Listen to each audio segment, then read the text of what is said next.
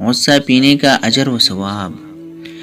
ایک روایت میں آن حضرت صلی اللہ علیہ وآلہ وسلم نے ارشاد فرمایا، جو شخص باوجود غصے کے تقاضے پر عمل کرنے کی قدرت کے غصے کو پی جائے تو اللہ تعالیٰ اس کے قیامت کے دن تمام مخلوقات کے سامنے بلائے گا اور اسے اختیار دے گا کہ جنت کی جس حور کو چاہے پسند کر لے۔ اور ایک حدیث میں جناب رسول اللہ صلی اللہ علیہ وآلہ وسلم نے ارشاد فرمایا، اللہ کے نزدیک اجر و ثواب کے اعتبار سے سب سے زیادہ عظمت والے گھونٹ وہ غصہ کا گھونٹ ہے جس کو معصرضہ خداوندی کی نیت سے انسان پی جائے۔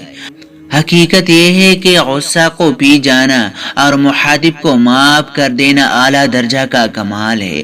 حضرت عمر بن عبدالعزیز رحمۃ اللہ علیہ فرماتے ہیں کہ اللہ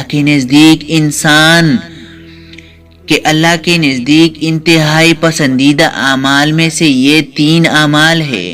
نمبر 1، قدرت کے باوجود معاف کر دینا۔